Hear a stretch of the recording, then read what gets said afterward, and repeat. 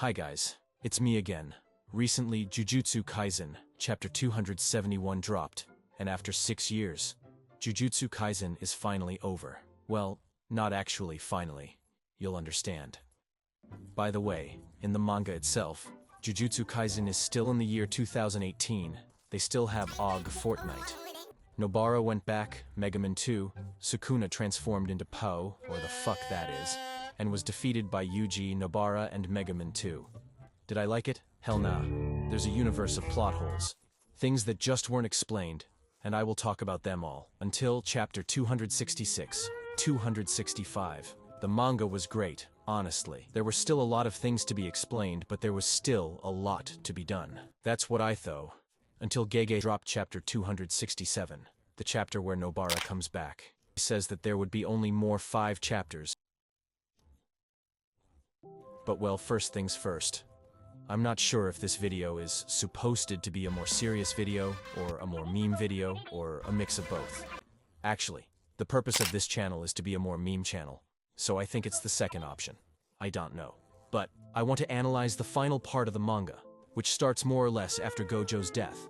And now that I mentioned Gojo, the video has to be full of edits of him. Fuck. Gojo died, and then Gege though. Damn. I still have a lot of characters, so die.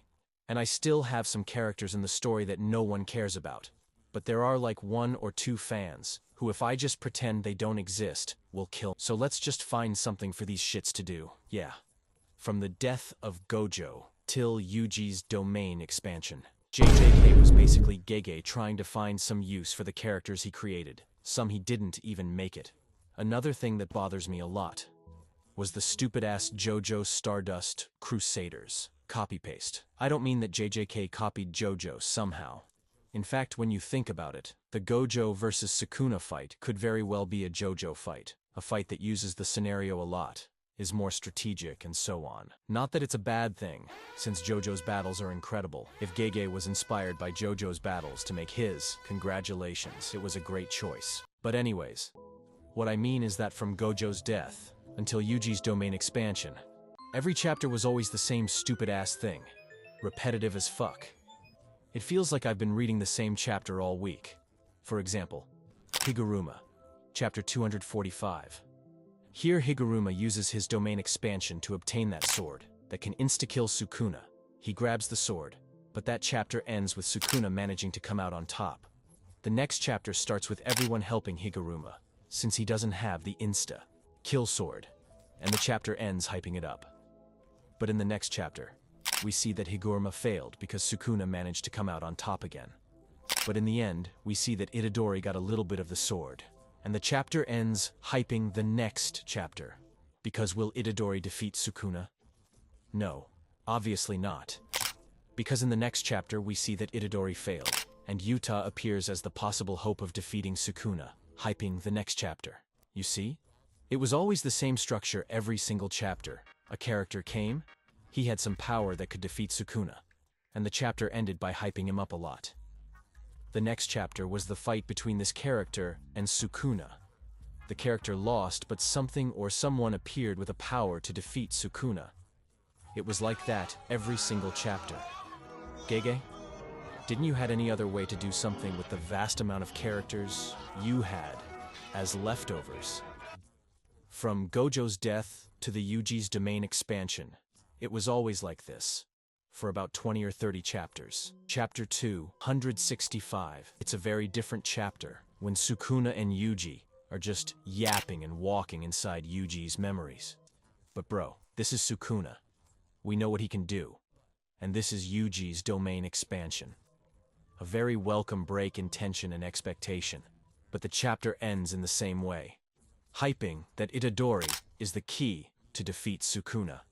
And at least he was this time. Other things that I didn't like. Yuta Gojo. Honestly, what a brilliant idea it is. Yuta copying Kenjaku's ability so enter Gojo's body and be able to use his curse techniques. But what he did? Bro shows up, expands his domain, gets beaten by Sukuna. Because he can't control Gojo's powers, he fell to the ground, and that's all he did. So like, why the fuck did he even come back? Gege's plan was only to give the viewers Gojo flashbacks? I don't know. He literally did nothing. Nobara. What a confusing character. She comes back in chapter 267. And bro, don't you dare to tell me that she was supposed to reappear all the time. Gege was cooking since the beginning. Since her death in Shibuya, Gege already knew she would come back 142 chapters later. No. He had planned that Nobara was dead and that she would never come back. And I can prove it, of course. There's no moment where the character mentions Nobara being alive, or just a panel showing Shoko taking care of her. No, there's nothing. The most he asks is Yuji asking Megumin if Nobara is alive, and he just makes a face, which interpret as you want. This was shortly after Nobara supposedly died. Since then, there hasn't been a damn thing about it. And by the way, if she is so important to you, Yuji, and she is, since there is basically a Yuji before and after Nobara dies, couldn't you visit her? Well, she's in a coma, not buried dead. Oh, but he is very busy right now. He doesn't have time. Then show a panel of whoever is visiting her.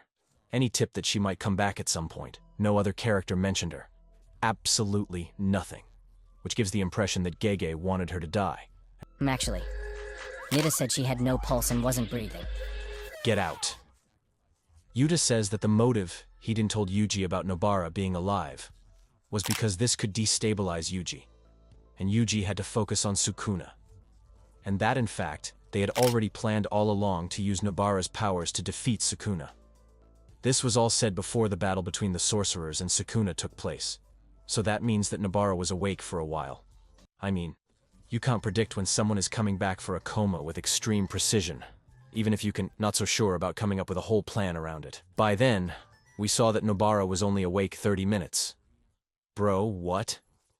Yuta is a psychic, confirmed. Do I hate Nobara? No.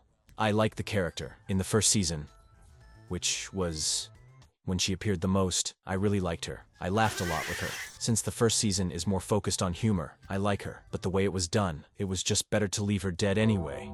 Or come up with a better excuse, instead of finishing the manga 5 chapters later. Another thing I don't like about JJK, it's just too short.